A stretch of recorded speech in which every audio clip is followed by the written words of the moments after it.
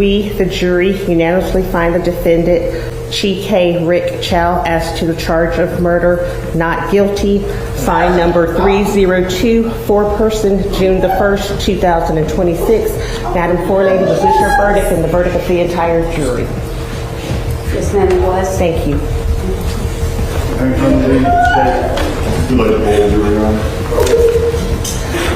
Madam Forelady and ladies and gentlemen, the jury. Today, a Richland County jury found Rick Chow not guilty in the shooting death of 14-year-old Cyrus-Carmack-Belton, bringing an end to one of the most closely watched criminal trials in South Carolina in recent years. We lost a child, a 14-year-old boy. What happened? $1, bro. Fucking dollar. They took a life for $1. No justice, no peace. Dead homie, 60. The verdict has immediately sparked outrage. Might have to drop a dime on. For sure. You know what I'm saying? You gotta stop it. I don't like that shit. For sure, bro. I don't like that shit.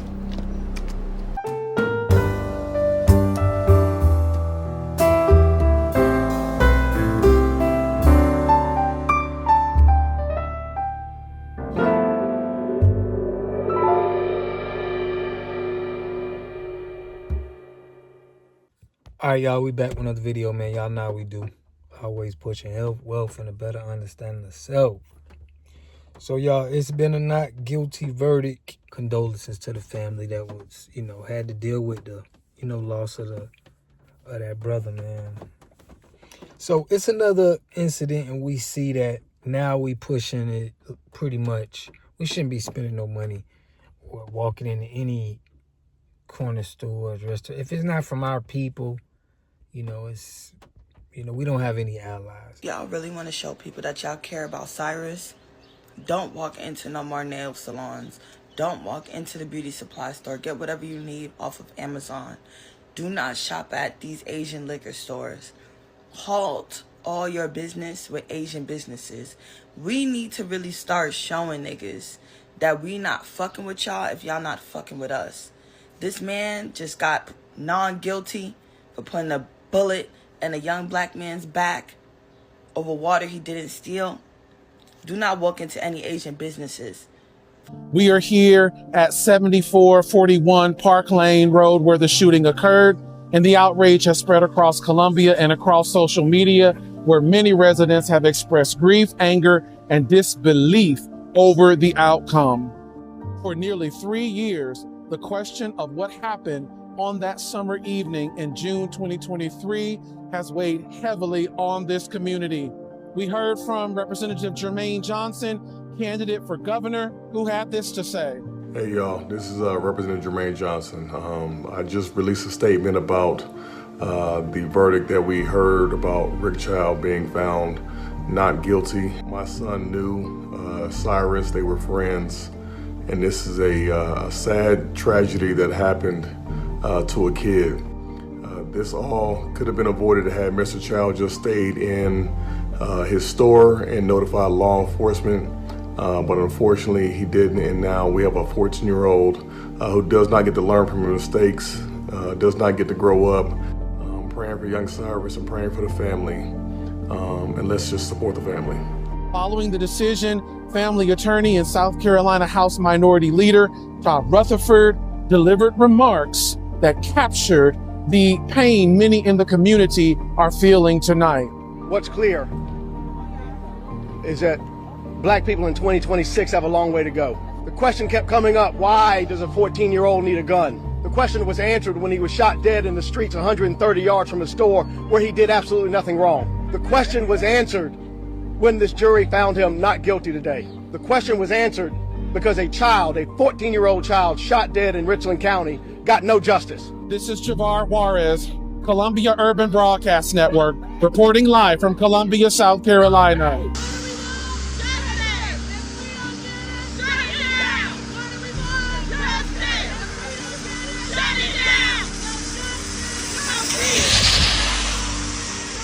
Tonight, a small number of protesters are standing outside Chow's old gas station, upset with the jury's decision.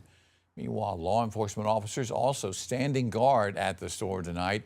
They were sent to that gas station actually last night, right after that not guilty verdict was announced. And tonight, we are getting reaction to that verdict. News 19's Kiki Gushu speaking with folks across the Midlands today. She is live in front of the Richland County Courthouse where the trial wrapped up last night. Kiki? JR, we heard a wide variety of opinions and perspectives out here in Columbia today, but one thing was clear. People are still processing this verdict. As protesters gathered outside the Shell gas station on Park Lane Road that Rick Chow once owned, debate continued in the community. The verdict ended one of the most publicized trials in recent Columbia history. For Columbia residents like Preach Jacobs, the case is about more than just the verdict itself. To answer the question of how I'm feeling everything. Every possible thing you can think of. All my friends with children, I know that their heart ached after that verdict. And it's not just the black parents. Everyone feels that because at the end of the day, this shouldn't be taken lightly. Jacobs told us the case has sparked deeper conversations about trust in the justice system and how communities process tragedy. At the end of the day, no one feels good about this.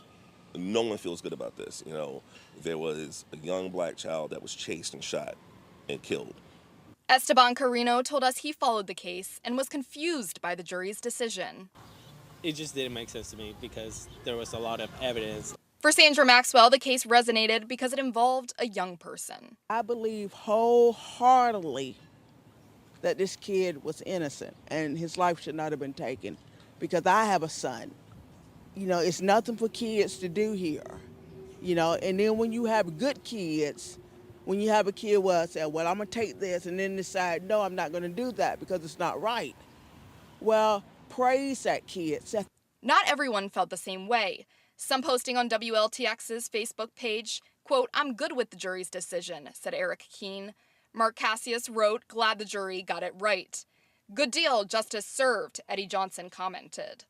Regardless of their perspective, many said they expect the discussion to continue.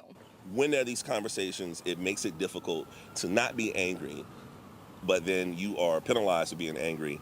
So there's ways where the community has to come together and figure out how do we have faith in a system that doesn't feel like it's representing us and taking care of us properly. And the Carmack-Belton family attorney telling us last night that he will continue pursuing a civil lawsuit against Rick Chow. Live in Columbia, Kiki Gushu, News 19, WLTX. All right, Kiki, live outside the Richland County Courthouse. Thank you so much.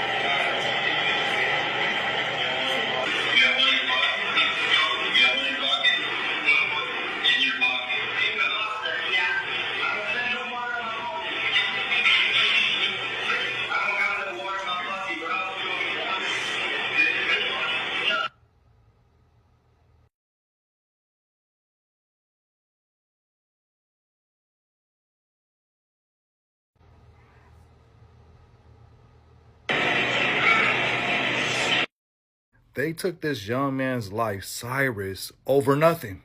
He didn't take no dollar bottled water, as they say. Oh, they would a dollar bottled water. They took his life. He didn't take nothing. He was respectful the whole time and just left the store. He probably picked up on bad vibes. And these two men pursued him and hunted him like an animal.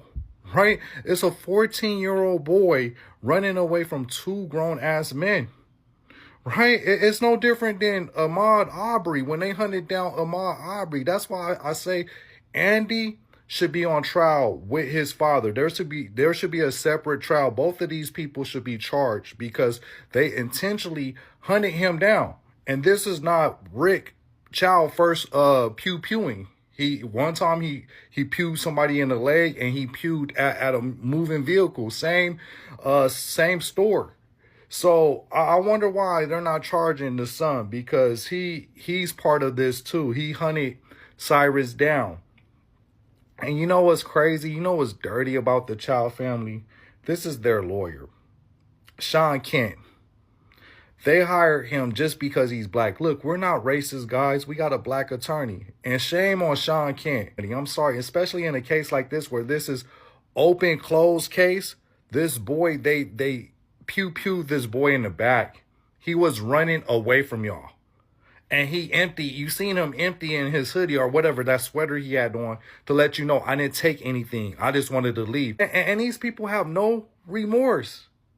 No remorse, man. Columbia, South Carolina, I think this is where this at. I will not support shells at all. That will go out of business, especially being, a black American. Like, what are we talking about? But yeah, justice for Cyrus, and I hope they get Andy too. The tension is between the Asian and the black community.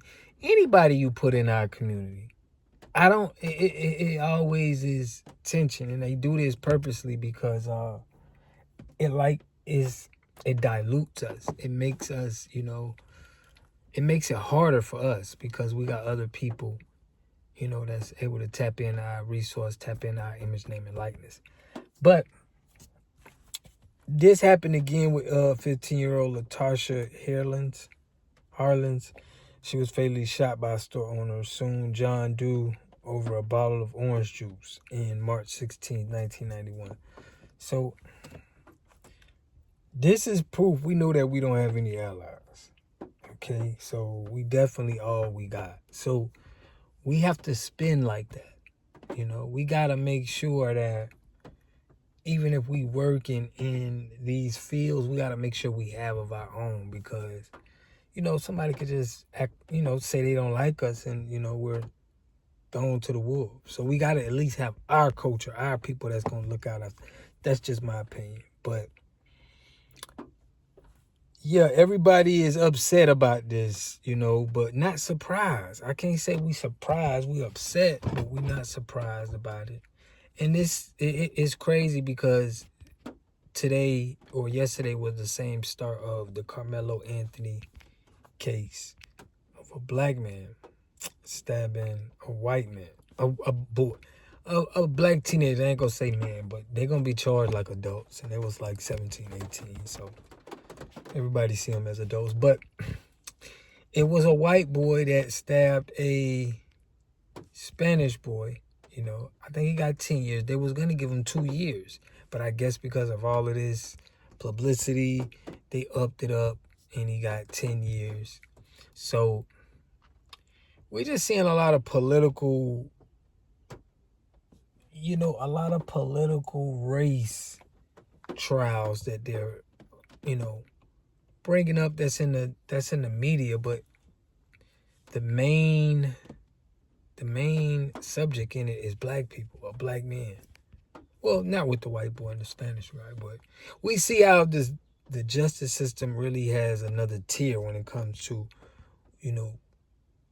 when things happen to us or when we do things. It's like, it's another whole total justice laws for just this. But I'm going to be tapping into that Carmelo Anthony case, man. That's definitely something that we got to tap on. But, the jury selection, I think, is very big to see, how many Caucasians, how many black. Even though race should not be a thing, it just is, because the programming of racism, it helps, black people in their position. The system benefits off of racism, not the people, They get the punishment, the deaths, and everything else, but the system, it keeps everybody in line. That's my opinion, but I want to know what y'all think. But Yeah, man. Shortstop, blackout. We're going to have to really put in full effect that we banning the corner stores. We're banning the corner stores. You know, all of these restaurants that's not in our community. We got to build our community up, you know. And that starts with everything that we spend. So that's the best thing that could happen out of this, in my opinion.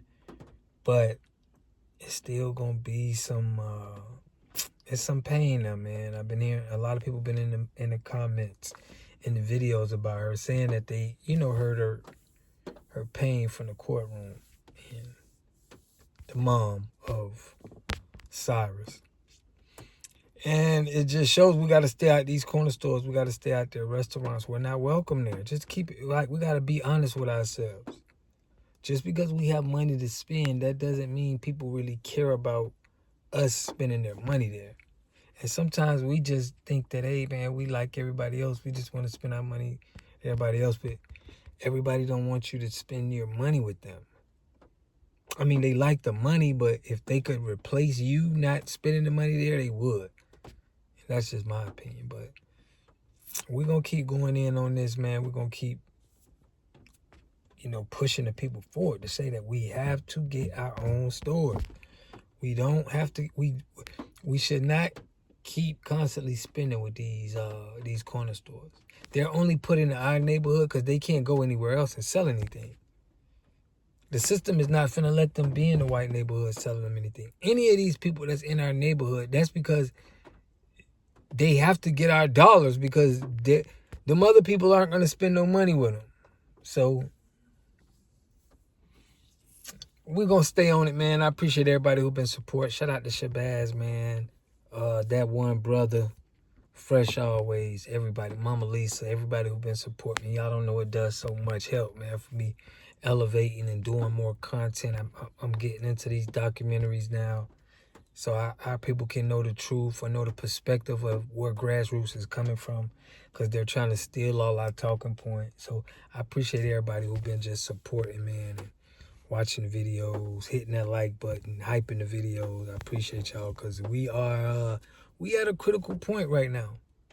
We're at a critical point, and I'm starting a documentary. Y'all check out the documentary I'm coming out with. It pretty much going over how the civil rights, how the Democrats rob black people, okay? And I'm starting at that Martin Luther King when he said, we got to go get our check. So from there all the way up, we're going to go into detail on everything that happened and show that, you know, what they did was what they wanted to do. The people would have never co-signed for no damn Civil War. So we're going to get into that. But, man, I appreciate everybody who's been tapping in, man. Make sure y'all, we're going to get the live thing going, man. Y'all hang tight with me, man. I love that live, connecting with y'all live. But we finna get that going. But right now we just been, you know, getting on the documentary, trying to get that going and get momentum going on it. Because we want people to check it out, see what we thinking. See how we put the history in, you know, get all of the critiques and see what people think. But, man, I love and appreciate y'all, man, for always tapping in with me. I will catch y'all in the next video. Peace and love. A community must have three things to have a community in it. You must have a wholly independent economic structure that can provide goods, service, products, and things for your own people, and jobs and tax spaces for your own people. You should at least control four basic things.